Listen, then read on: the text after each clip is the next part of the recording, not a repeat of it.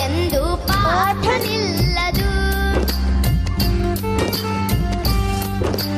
ಹಗಲೇ ಇರಲಿ ಇರುಳೇ ಇರಲಿ ಕಲಿಕೆ ಸಾಗಿಹುದು, ಕಲಿಕೆ ಎಂದು ನಿಲ್ಲದು.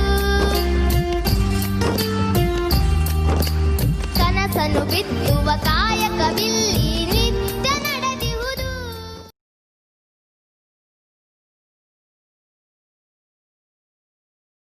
सभी को मेरा नमस्कार। वर्धा ज्ञान वाहिनी यूट्यूब चैनल में आप सभी को स्वागत है। इस कार्यक्रम के आयोजक श्री M.H. पाटिल सर, क्षेत्र शिक्षणाधिकारी के कार्यालय हावेरी, इनको मैं पहले धन्यवाद देना चाहता हूँ। मेरा नाम है श्री आनंद H, हिंदी भाषा शिक्षक, कित्तूर रानी चन्नम्मा आवासीय पाठशाला बसापुर, तालुकु जिला हावेरी। बच्चों, आज मैं 10वीं कक्षा के हिंदी गद्य पाठ में से एक पाठ को मैं पढ़ा रहा हूँ। उससे पहले हम एक क्रियाकलाप करेंगे। बच्चों, इन पंक्तियों को देखिए। ऐसी बानी बोलिए, मन का आपा खोए, और उनको शीतल कराए आप शीतल होए। यह एक दोहा है। इस दोहे के बारे में आप जानते हैं। इस दोहे को किसने लिखा है, किस कवि का है, आप बता सकते हैं कि आप 8वीं कक्षा में पढ़े हैं। हाँ, ठीक कहा आपने। यह दोहा कवि कबीरदास जी के हैं। चलिए, इस दोहे का भावार्थ हम समझ लेंगे। कवि कबीरदास जी कहते हैं कि आप ऐसे वचन बोलिए जिससे आपका अहंकार मिट जाए, आपकी बोल से दूसरों को शीतलता मिले और अपना मन भी शीतल हो जाए। बच्चों, इन पंक्तियों को देखिए। चोरी ना करना, हत्या ना करना, झूठ ना बोलना, क्रोध, घृणा, अपनी प्रशंसा, दूसरों की निंदा ना करना, यह एक वचन है। इस वचन को किसने लिखा है, किसने कहा है, आपको मालूम है? आप 7वीं कक्षा में पढ़े हैं, यह भी आपको मालूम होगा। हाँ, ठीक कहा आपने। यह बसवण्णा ने लिखा है। देखिए, बसवण्णा का चित्र आ गया। 12वीं सदी के संत और शरण कर्नाटक के बसवण्णा जी का है। क्या है इसका अर्थ देखेंगे। समाज सुधारक वचनाकार बसवण्णा कहते हैं कि चोरी करना, हत्या करना, झूठ बोलना, क्रोध, घृणा, अपनी प्रशंसा और दूसरों की निंदा करना, ये सभी अवगुण हैं। चोरी ಅಂದರೆ ಕಳ್ಳತನ ಮಾಡೋದು, ಹತ್ಯೆ ಅಂದರೆ ಕೊಲೆ ಮಾಡೋದು, झूठ ಅಂದರೆ ಸುಳ್ಳು ಹೇಳೋದು, ಕ್ರೋಧ ಅಂದರೆ ಸಿಟ್ಟು, घृणा ಅಂದರೆ ದ್ವೇಷ, अपनी प्रशंसा ಅಂದರೆ ತನ್ನನ್ನು ತಾನು ಹೊಗಳ್ಕೊಳ್ಳೋದು, दूसरों की निंदा ಬೇರೆಯವರನ್ನು ನಿಂದನೆ ಮಾಡೋದು, ಅವಮಾನಿಸೋದು, ಇವೆಲ್ಲ ಕೆಟ್ಟ ಗುಣಗಳು। इन सभी अवगुणों को हम हमारे मन से दूर भगाना है। ಈ ಎಲ್ಲ ಕೆಟ್ಟ ಗುಣಗಳನ್ನು ನಮ್ಮ ಮನಸ್ಸಿನಿಂದ ನಾವು ದೂರ ಓಡಿಸಬೇಕು ಅಂತಂದೇಳಿ ಬಸವಣ್ಣವರು ಹೇಳ್ತಾ ಇದ್ದಾರೆ। हम और हमारा मन आंतरिक और बाह्य रूप से शुद्ध होते हैं। ಆವಾಗಲೇ ನಾವು ಮತ್ತು ನಮ್ಮ ಮನಸ್ಸು ಅಂತಕ್ಕಂಥದ್ದು ಆಂತರಿಕವಾಗಿ ಮತ್ತು ಬಾಹ್ಯವಾಗಿ ಶುದ್ಧಿಯನ್ನು ಹೊಂದತೆ ಅಂತಕ್ಕಂಥದ್ದು। बच्चों, इस वाक्य को देखिए। धोखा ना करना, धोखा ಅಂದರೆ ಮೋಸ, धोखा करना भी एक अवगुण है। बच्चों, बाजार में फल बेचने वाला व्यक्ति, व्यापारी अपनी मीठी मीठी बातों से लेखक के साथ धोखेबाजी का व्यवहार करता है। मीठी बातें बोलना अवगुण नहीं है, लेकिन उसके साथ धोखेबाजी का व्यवहार करना वह एक अवगुण है। बच्चों, ये है कश्मीरी सेब। इस कहानी में लेखक सेब के गुण के बारे में बताते हुए अपने साथ जो धोखेबाजी का व्यवहार हुआ था उसके बारे में बता रहे हैं। बच्चों, लेखक का परिचय देख लेंगे। इस कहानी के लेखक है मुंशी प्रेमचंद। जन्म 31 जुलाई 1880 को वाराणसी के पास लमी नामक गांव में हुआ था। इनका वास्तविक नाम है धनपत राय। बचपन में ही प्रेमचंद जी मातृप्रेम से वंचित थे। इनका जीवन गरीबी में ही गुजरा। ये मैट्रिक तक ही शिक्षा प्राप्त कर पाए। इन्हें यथार्थवादी कथाकार भी कहा जाता है। इनकी प्रमुख रचनाएं देखेंगे हम। गोदान, सेवा सदन, गबन, निर्मला, कर्मभूमि, बड़े घर की बेटी, नमक का दरोगा, पंच परमेश्वर, पूस की रात आदि ये इनकी प्रमुख रचनाएं हैं। इनकी कहानियाँ मानस सरोवर नाम से संकलित है। बच्चों, इस पाठ का आशय देखेंगे। यहाँ पर चित्र दिखाई दे रहा है आपको, यह सब्जियों का चित्र है, सब्जियों का चित्र है, यह सब्जियों का दुकान है। यहाँ पर दिखाई दे रहा है चित्र, यहाँ पर एक बहुत बड़ा महल है, यहाँ पर बहुत सारे दुकानें होते हैं, यहाँ पर घर का सारा सामान मिलते हैं। लेखक अपने अनुभव द्वारा बता रहे हैं कि अगर खरीदारी करते समय सावधानी नहीं बरते तो धोखा खाने की संभावना होती है। इस कहानी से हमें बाजार में लोगों के साथ होने वाली धोखेबाजी का व्यवहार का परिचय मिलता है। बच्चों, इस पाठ का वाचन करेंगे हम, जैसे मैं पढ़ते जाऊंगा आप उसी तरह दोहराने के लिए कोशिश कीजिए। कल शाम को चौक में 2-4 जरूरी चीज़ें खरीदने गया था। पंजाबी मेवा फरोशों की दुकानें रास्ते में ही पड़ती है। एक दुकान पर अच्छे रंगदार गुलाबी सेब सजे हुए नजर आए। जी ललचा उठा। आजकल शिक्षित समाज में विटामिन और प्रोटीन के शब्दों के बारे में इन्हें विचार करने की प्रवृत्ति हो गई है। टमाटो को पहले कोई भी ना पूछता था, अब टमाटो भोजन का आवश्यक अंग बन गया है। गाजर भी पहले गरीबों के पेट भरने की चीज़ थी, अमीर लोग उसका हलवा ही खाते थे। मगर अब पता चला है कि गाजर में भी बहुत विटामिन है, इसलिए गाजर को भी मेज़ों पर स्थान मिलने लगा है। बच्चों, हम आदर्श वचन यानी करते समय ह्रस्व, दीर्घ, अल्पप्राण, महाप्राण और अनुनासिक विराम चिन्हों को नज़र रखते हुए हम पढ़ना चाहिए ताकि हमारा वाचन उत्तम होता है। इस कहानी में जो नए शब्द हैं इसके बारे में हम जानकारी प्राप्त करेंगे कि मेवा फरोश का मतलब है ताज़े फल बेचने वाला। नीम कौड़ी का मतलब है नीम का फल, तराजू तौलने का साधन है। गलना किसी वस्तु का घनत्व कम होना। सुराख यानी छेद। छटांक यानी शेर का 16वें भाग का एक तौल। शेर यानी 16 चटांक की एक तौल। कहानी का सार हम देखेंगे। लेखक शाम को चौक में 2-4 जरूरी चीज़ें खरीदने गए थे। ಲೇಖಕರು ಚೌಕದಲ್ಲಿ 3-4 ಅವಶ್ಯಕವಾಗಿರತಕ್ಕಂಥ ವಸ್ತುಗಳನ್ನು ಕೊಂಡುಕೊಳ್ಳಲಿಕ್ಕೆ ಅವರು ಪೇಟೆಗೆ ಹೋಗಿದ್ದು. ನೋಡ್ರಿ, ಇಲ್ಲಿ ಚಿತ್ರದಲ್ಲಿ ಕಾಣ್ತಾ ಇದೆ, ये चौक है, यानी 4 राहें जो मिलते हैं इसको हम चौक कहते हैं। देखिए यहाँ पर दुकानों का चित्र है। यहाँ पर फलों का दुकान है, यह एक फलों का दुकान है। पंजाबी मेवा फरोशों की दुकानें रास्ते में ही पड़ती है। ಮೇವ ಫರೋಶ್ का मतलब है ತಾಜೆ ಫಲ್ ಬೇಚನೆ ವಾಲಾ, ಅಂದರೆ ಫ್ರೆಶ್ ಆಗಿರ್ತಕ್ಕಂಥ ಹಣ್ಣುಗಳನ್ನು ಮಾರುವವರ ಒಂದು ಅಂಗಡಿ ಅಲ್ಲೇ ಇರ್ತಾ ಇತ್ತು. ನೋಡಿ, ಇಲ್ಲಿ ಒಂದು ಅಂಗಡಿಯಲ್ಲಿ ಎಷ್ಟು ಅಚ್ಚುಕಟ್ಟಾಗಿ ಹಣ್ಣುಗಳನ್ನು ಜೋಡಿಸಿದ್ದಾರೆ. एक दुकान पर लेखक जी को बहुत अच्छे रंगदार गुलाबी सेब सजे हुए नजर आए. ಒಂದು ಅಂಗಡಿಯಲ್ಲಿ ಲೇಖಕರಿಗೆ ಬಹಳ ಸುಂದರವಾಗಿ ಸಿಂಗರಿಸಿಟ್ಟಿರ್ತಕ್ಕಂಥ ಹಣ್ಣುಗಳು ಕಂಡು ಬಂದವು. रंगदार यानी कलरफुल. तो लेखक ललचा उठे. ललचाना का मतलब है किसी को कुछ पाने के लिए उत्सुक करना, यानी मोहित करना. ಅಂದರೆ ಲೇಖಕರು ಅಲ್ಲಿ ಅಂಗಡಿಯಲ್ಲಿ ನೋಡಿದ ತಕ್ಷಣ ಏನಾದರೂ ಆಕರ್ಷಣೆಗೊಂಡರು. लेखक योचने ಮಾಡ್ತಾ ಇದ್ದಾರೆ कि आजकल शिक्षित समाज में विटामिन और प्रोटीन के बारे में विचार किया जा रहा है. शिक्षित यानी पढ़े लिखे लोग को कहते हैं, यानी विटामिन और प्रोटीन से हमारे देह को ताकत मिलती है. आप 8वीं कक्षा में पढ़े हैं संतुलित आहार. इन विटामिन और प्रोटीन के अंश किन किन में होते हैं? सेब, सब्जी, इनमें हम पाया जाता है. देखिए यहाँ पर सब्जियों का चित्र है, यहाँ पर भी सब्जियों का चित्र है. यहाँ पर बहुत सारे सब्जियाँ हैं.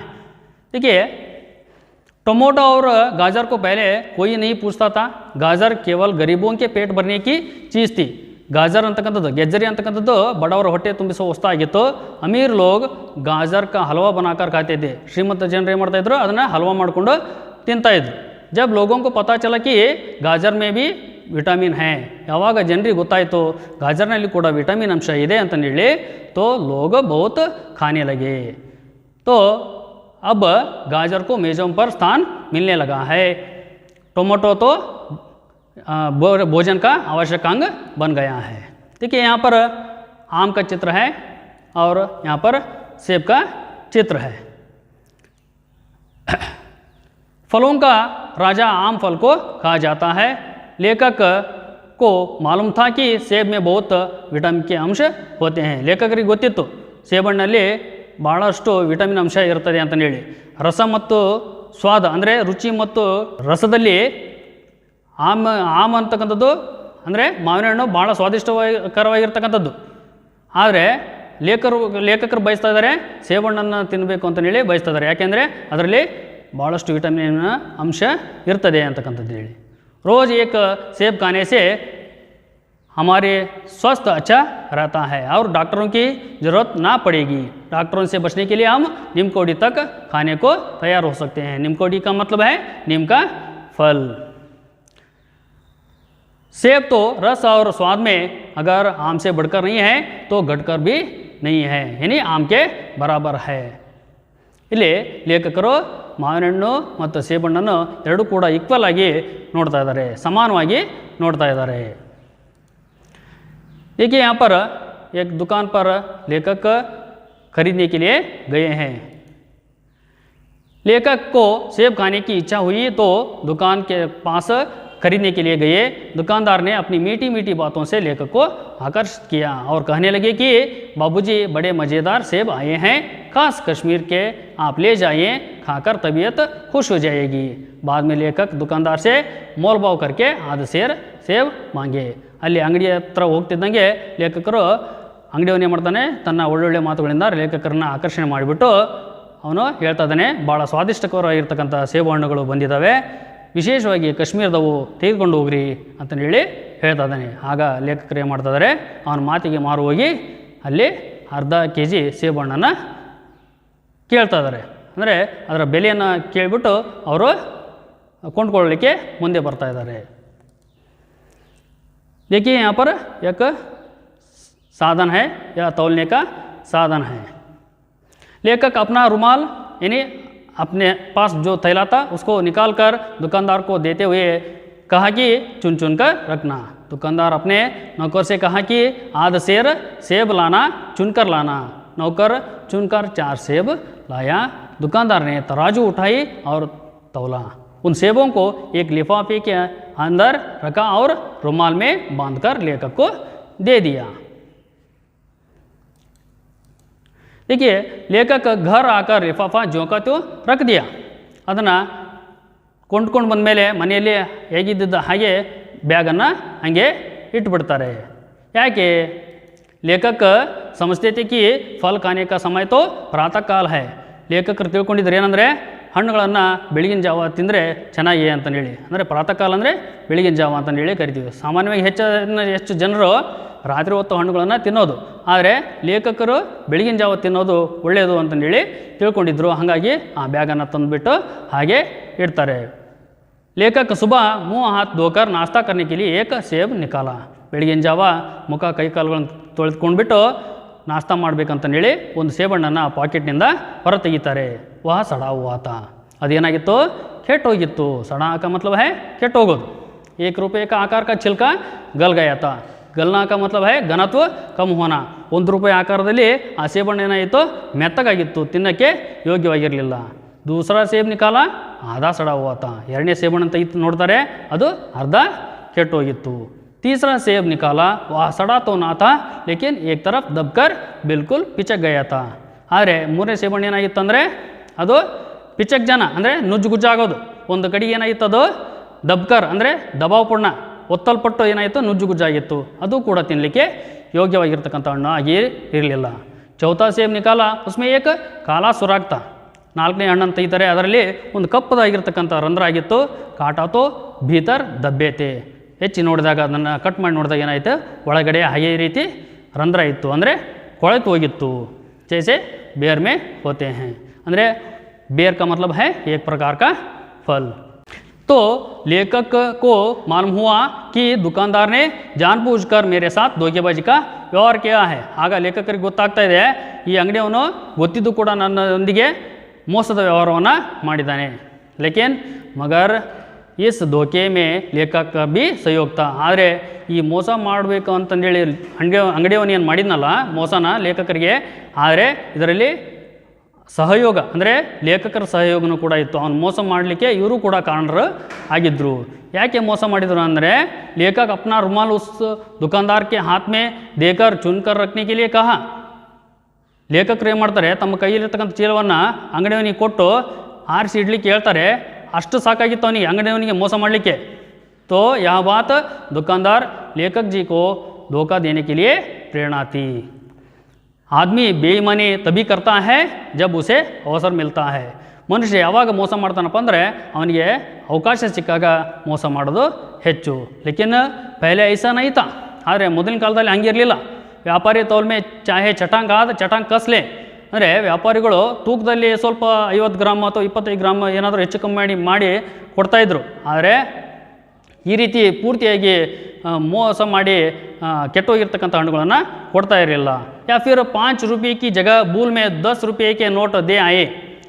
ಇಲ್ಲ ಅಂದರೆ ಒಂದು ವೇಳೆ ನೀವು ಕೊಂಡ್ಕೊಂಡಂಥ ಸಂದರ್ಭದಲ್ಲಿ 5 ರೂಪಾಯಿ ಬದಲಾಗಿ 10 ರೂಪಾಯಿ ಏನಾದ್ರು ಕೊಟ್ಟು ಬಂದಿದ್ದರೆ ಏನಾಗ್ತೈತೆ, ನಿಮಗೆ ಬಾಕಿ ಬರಬೇಕಾಗಿರ್ತಕ್ಕಂಥ ಹಣನೂ ಕೂಡ ಸುರಕ್ಷಿತವಾಗಿ ನಿಮಗೆ ಸಿಗ್ತಾಯಿತ್ತು. ನೀವು ವಾಪಸ್ ಹೋಗಿ ಕೇಳಿದಾಗ ದುಡ್ಡು ನಿಮಗೆ ಕೊಡ್ತಾಯಿದ್ರು. ಅಷ್ಟು ಪ್ರಾಮಾಣಿಕತೆಯಿಂದ ಜನರು ಇರ್ತಾಯಿದ್ರು ಅಂತಕ್ಕಂಥದ್ದು. घबराने की कोई ज़रूरत ना थी, हमारे रुपये सुरक्षित रहते थे. लेकिन यहाँ कश्मीरी सेब के नाम से सड़े हुए ಸೇಬ್ ಬೇಚೆ ಜಾತೆ हैं. ಆದರೆ ಇಲ್ಲಿ ಏನಾಗ್ತಾ ಇದೆ ಅಂದರೆ ಕಾಶ್ಮೀರಿ ಸೇಬ್ ಅಂತಕ್ಕಂಥ ಹೆಸರಿನಲ್ಲಿ ಕೆಟ್ಟೋಗಿರ್ತಕ್ಕಂಥ ಸೇಬು ಹಣ್ಣುಗಳನ್ನು ಮಾರಾಟ ಮಾಡಲಾಗ್ತಾ ಇದೆ.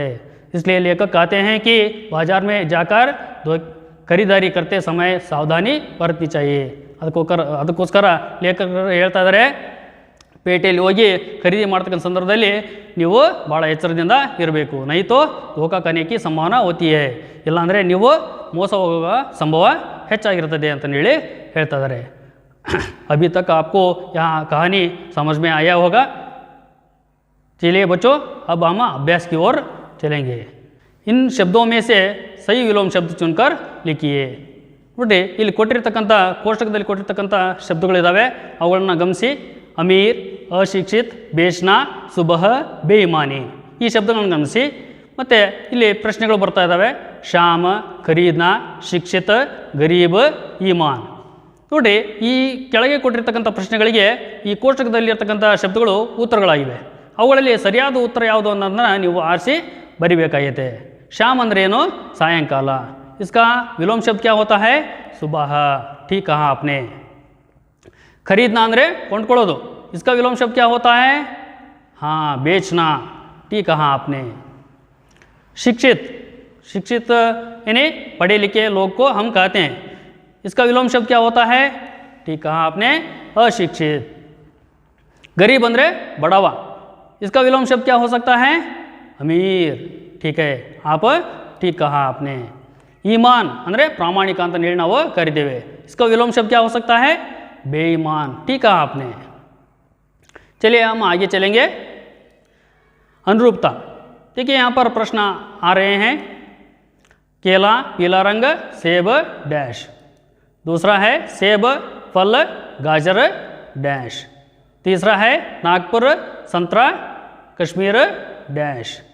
चौथा है कपड़ा नापना, टोमेटो डैश. ठीक है, इन प्रश्नों को देखिए. केला ಅಂದರೆ ಬಾಳೆಹಣ್ಣು ಅಂತ ಹೇಳಿ ನಾವು ಕರಿತೀವಿ. ಯಾ ಪೀಲಾ ರಂಗ ಕಾ ಹೈ ಅಂದರೆ ಹಳದಿ ಬಣ್ಣದ್ದಾಗಿರ್ತೈತೆ. ಬಾಳೆಹಣ್ಣು ಅಂತಕ್ಕಂಥದ್ದು ಹಳದಿ ಬಣ್ಣದ್ದಾಗಿದ್ದರೆ ಸೇಬು ಅಂತಕ್ಕಂಥದ್ದು ಯಾವ ಬಣ್ಣದ್ದು ಅಂತಂದೇಳಿ ಬರಿಬೇಕು. ಅಂದರೆ ಇಲ್ಲಿ ಮೊದಲೆರಡು ಕೊಟ್ಟಿರ್ತಕ್ಕಂಥ ಶಬ್ದಗಳನ್ನು ಗಮನಿಸಬೇಕು.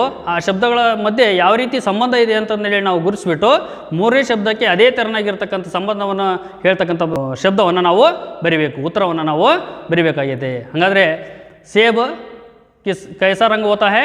गुलाबी रंग. ठीक है, आप ठीक कहा, गुलाबी रंग का होता है. सेब एक फल. यहाँ पर देखिए दो शब्दों के बीच में एक ऐसा संबंध है. सेब एक फल है, ಅಂದರೆ ಸೇಬ್ ಅನ್ನೋದು ಒಂದು ಹಣ್ಣಾಗಿದೆ. गाजर ಅನ್ನೋದೇನು? हाँ, ठीक कहा आपने, गाजर सब्जी है. नागपुर संतरा ಅಂದರೆ ಕಿತ್ತಾಳೆ ಹಣ್ಣು. ನಾಗ್ಪುರ ಅಂತಕ್ಕಂಥದ್ದು ಕಿತ್ತಾಳೆ ಹಣ್ಣಿಗೆ ಫೇಮಸ್ ಆಗಿದ್ದರೆ ಕಾಶ್ಮೀರ ಅಂತಕ್ಕಂಥದ್ದು ಯಾವುದಕ್ಕೆ ಫೇಮಸ್ ಆಗಿದೆ ಅಂತಕ್ಕಂಥದ್ದು ನಾವು ಗಮನಿಸೋದಾದರೆ ಇಲ್ಲಿ ಕಾಶ್ಮೀರ ಅಂತಕ್ಕಂಥದ್ದು ಸೇಬ್ಗೆ ಫೇಮಸ್ ಆಗಿದೆ. ಕಪಡ ಅಂದರೆ ಬಟ್ಟೆ. ನಾಪ್ನ, ನಾಪ್ನ ಅಂದರೆ ಅಳತೆ ಮಾಡೋದು. ಬಟ್ಟೆಯನ್ನು ನಾವು ಏನು ಮಾಡ್ತೇವೆ? ಅಳತೆ ಮಾಡ್ತೇವೆ. ಟೊಮೊಟೊ ಅಂದರೆ ಅದು ತಿನ್ನುವಂಥ ಒಂದು ವಸ್ತು. ಸಬ್ಜಿ ಅಂತ ಹೇಳಿ ನಾವು ಕರಿತೇವೆ. ಅದನ್ನ ಏನು ಮಾಡ್ತೇವೆ ನಾವು तौलते हैं. ठीक कहा आपने, तौलना. अच्छा बच्चों, हम अब आगे चलेंगे. देखिए बच्चों, इन शब्दों को देखिए और किस समास है पहचानिए. इन शब्दों को देखिए, दो चार मुँह हाथ पढ़े लिखे. अरे दो चार शब्द मुँह हाथ पढ़े लिखे, ये कैसा समास है, कौन सा समास है, आप पहचान सकते हैं? हाँ, ठीक कहा आपने, यह द्वंद्व समास के लिए उदाहरण है. चलिए बच्चों, समास का मतलब क्या होता है देखेंगे. समास कम से कम शब्दों के प्रयोग से अधिक अर्थ बताने की संक्षिप्त विधि को हम समास कहते हैं. ऐसे में द्वंद्व समास का अर्थ क्या होता है देखेंगे. जिस समास में दोनों पद प्रधान होते हैं, कोई गौण पद नहीं होता, उसे द्वंद्व समास कहते हैं. इसमें दो शब्दों को मिलाने वाला समुच्चय बोधकों का लोप हो जाते हैं. देखिए जैसे कि और, तथा, या, अथवा, एवं, ये शब्द लोप हो जाते हैं जब हम विग्रह करते हैं. देखिए दो या चार विग्रह करते हैं, मुँह और हाथ, पढ़े और लिखे. जब समासिक शब्द बनने पर इनका लोप हो जाते हैं. चलिए अब हम आगे चलेंगे. गृह कार्य. देखिए बच्चों, इन प्रश्नों को देखिए, कन्नड़ या अंग्रेजी में अनुवाद कीजिए. दुकानदार ने कहा कि बाबूजी बड़े मज़ेदार सेब आए हैं, खास कश्मीर के, आप ले जाइए, खाकर आपका तबीयत अच्छा रहेगा. अरे ಇದು 3 ಅಂಕದ ಪ್ರಶ್ನೆ. ಪ್ರಶ್ನೆ ಪತ್ರಿಕೆಯಲ್ಲಿ ಇದು 3 ಅಂಕದ ಪ್ರಶ್ನೆ. ನಿಮಗೆ 3 ಅಂಕಕ್ಕೆ ಈ ಪ್ರಶ್ನೆಯನ್ನು ಅನುವಾದ ಪ್ರಶ್ನೆ ಕೇಳಲಾಗ್ತದೆ. ಅದಕ್ಕೋಸ್ಕರ ನೀವು ಇದನ್ನು ಕನ್ನಡ ಅಥವಾ इंग्लिश अनुवाद ಮಾಡಬೇಕು. इन प्रश्नों के उत्तर लिखिए. लघु उत्तर और दीर्घोत्तर है. कश्मीर सेब पाठ से क्या संदेश मिलता है. कश्मीर सेब पाठದಿಂದ ಏನು ನಮಗೆ ಸಂದೇಶ ಸಿಗ್ತದೆ ಅಂತಕ್ಕಂಥದ್ದನ್ನು ಬರೀಬೇಕು. ಸೇಬ್ की हालत के बारे में लिखिए. ಸೇಬು ಹಣ್ಣುಗಳು ಯಾವ ರೀತಿ ಪರಿಸ್ಥಿತಿ ಇತ್ತು ಅವುಗಳದ್ದು, ಅಂದರೆ ಕೊಂಡ್ಕೊಂಡು ಬಂದಾಗ ಲೇಖಕರು ಏನು ವರ್ಣನೆ ಮಾಡಿದ್ದಾರೆ, ಅವರಿಗೆ ಯಾವ ರೀತಿ ಕಂಡು ಬಂದವು ಆ ಸೇಬಣ್ಣುಗಳನ್ನು ನಾವು ಬರಿಬೇಕಾಗೈತೆ. ಈ ಒಂದು ಪ್ರಶ್ನೆಗಳಿಗೆ ಉತ್ತರಗಳನ್ನು ಬರೆದು ನೀವು ನಿಮ್ಮ ಅಧ್ಯಾಪಕರಿಗೆ ತೋರಿಸಬೇಕು. बच्चों, अगले अवधि में फिर और एक पाठ के साथ हम मिलेंगे. तब तक धन्यवाद. नमस्ते.